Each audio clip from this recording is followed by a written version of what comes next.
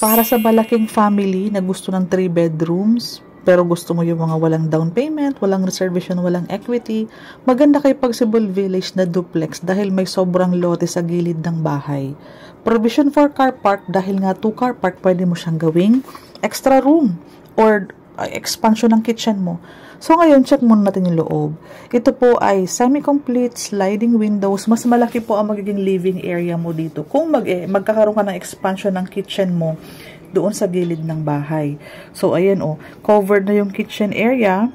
Ito may bubong na yan, may heat insulator. Kung gusto mo tong tanggalin, itong sink, pwede mong lagay iyan doon sa likod para maging maluwag na dining area itong side mo.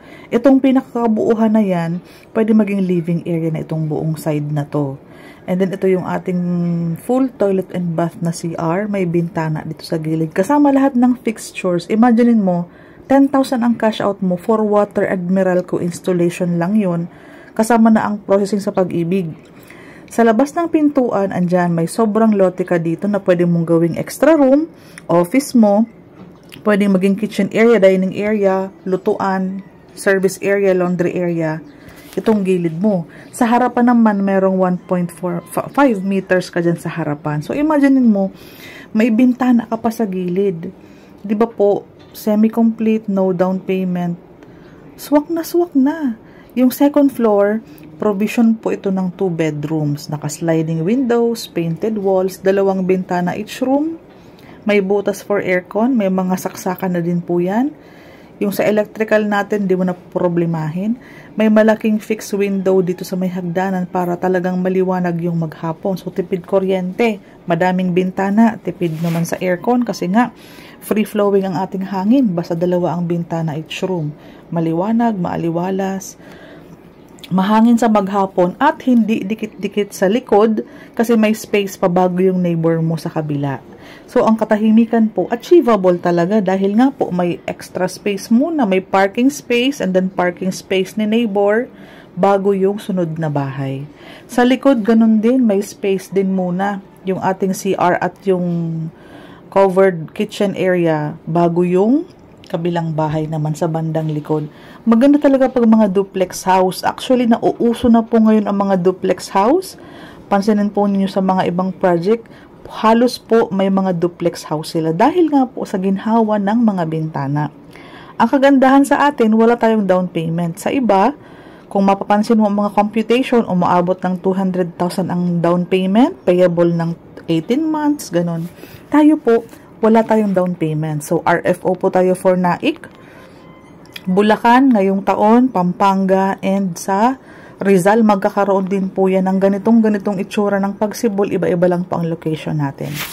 Again po, same features ng house, location lang po magkakaiba. So, kung interesado ka, directly PM me po. Kung interesado ka o how to avail, ang tanong mo po sa akin. So, kapag ikaw ay regular na empleyado, active Pag-ibig member, i-send mo sa akin ang payslip mo para ma-check ko kung pasok ka sa 30,000 ang basic salary. Actually, pwede naman siyang 28,000 basic salary. Basta meron kang fixed allowance, mga meal, de minimis, rice, food, transpo, ano pa ba? Laundry, yung pera or cola. Pwede nating i-add on yan para maka-ipon tayo ng 30,000 basic salary.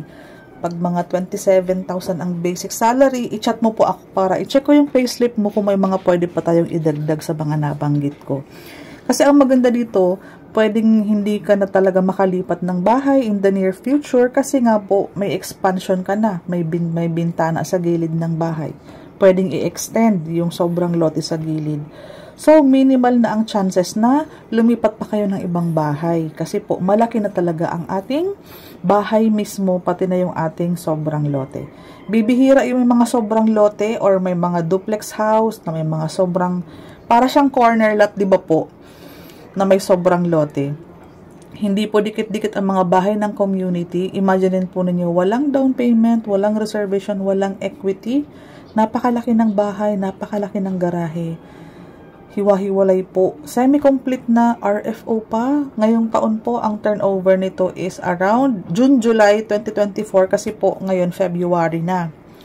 So, magpa-filing tayo sa Pag-ibig agad-agad dahil wala ka namang kailangang bayaran sa Pag-ibig or sa developer.